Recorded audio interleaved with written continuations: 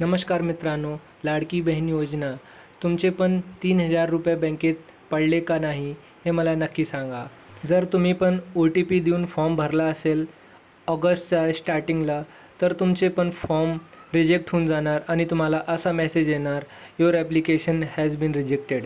मग त्यासाठी आपण काय करूया, चला बघूया. सगळ्यात आधी तुम्हाला या लिंकवर येऊन जायचं आहे. हे मुख्यमंत्री माझी लाडकी बहीण योजना या योजनेचं ऑफिशियल पोर्टल, ऑफिशियल वेबसाईट आहे. याची लिंक मी डिस्क्रिप्शन बॉक्समध्ये देऊन देणार. जर तुम्हाला तुमच्या क्रोम ब्राउझर का दुसऱ्या ब्राउझरमध्ये सर्च करून यायचं आहे, तर असं लाडकी बहीण योजना सर्च करा आणि पहिली लिंक येते त्याच्यावर क्लिक करा. तिथे क्लिक करताच तुम्ही या वेबसाईटवर येऊन जाणार.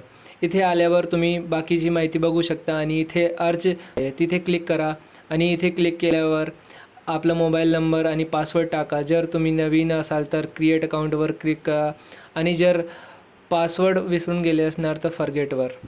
मग त्यानंतर कॅप्चा टाका आणि लॉग इनवर क्लिक करा आणि जर रिफ्रेश करायचं असेल तर तुम्ही नवीन कॅप्चा घेऊ शकता आणि त्यानंतर लॉग इन बटनावर क्लिक करा. लॉग इन झाल्यावर तुम्ही असं इंटरफेस बघू शकता.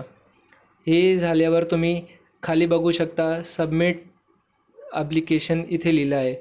तुम्ही किती ॲप्लिकेशन सबमिट केले ते तुम्ही इथे बघू शकता. इथे क्लिक करायचं आहे आणि तुम्ही भरलेले ॲप्लिकेशन तुम्ही बघायचे. त्यानंतर तुम्ही त्याचे स्टेटस बघू शकता, अजून पेंडिंगवर आहे आणि जिथे रिसबमिट लिहिलं आहे म्हणजे तुम्ही OTP देऊन फॉर्म भरला होता, कारण तिथे आपल्याला आधार कार्ड नक्की अपलोड करायचं होतं. पण जेव्हा आपण OTP देऊन फॉर्म भरला होता तेव्हा तिथे आपण आधार कार्ड अपलोड नाही केला होता, म्हणून हा मेसेज आला आहे की आधार अपलोड नाही आहे. म्हणून तुम्ही आधार अपलोड करा. कोणती तारीखला आला आहे ते मेसेज आणि काय रिमार्क आहे सगळं तुम्ही वाचून घ्या.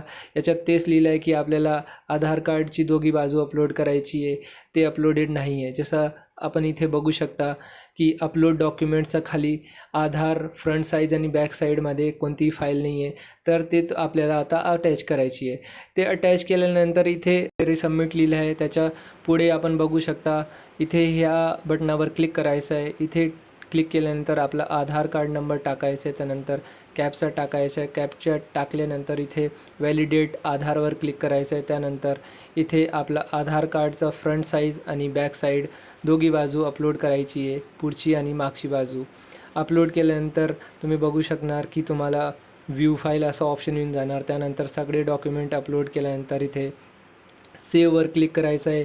सेव्ह इन्फॉर्मेशन जसं क्लिक केलं तुम्हाला युअर ॲप्लिकेशन सक्सेसफुली सबमिटेड असा मेसेज येऊन जाणार आणि इथे पेंडिंग लिहून येऊन जाणार, जसं तुम्ही बघू शकता. आणि जर तुम्हाला नवीन अर्ज करायचा आहे तर इथे क्लिक करा आणि नवीन अर्जसाठी जसा मी मागे व्हिडिओ बनवला आहे तसा तुम्ही नवीन अर्ज करू शकता, ते व्हिडिओ बघून. त्याची लिंक मी डिस्क्रिप्शन बॉक्समध्ये देऊन देणार किंवा तुम्ही माझ्या चॅनलवर जाऊन ते व्हिडिओ बघू शकता. आणि आता तुमच्या काही क्युरी असणार, काही प्रश्न असणार ते तुम्ही विचारू शकता. तुम्ही कोणत्याही भाषेत तुमचे प्रश्न विचारू शकता, हिंदी, इंग्लिश, मराठी. आप अपने क्वेश्चन हिंदी में भी पूछ सकते हैं. You can ask me in English also. मी त्याचे उत्तर नक्की देणार. आणि व्हिडिओ आवडला असणार तर लाईक, शेअर, सबस्क्राईब करायला विसरू नका, कारण तुमच्यासाठी हे लाईक, शेअर, सबस्क्राईब करणं फ्री असणार.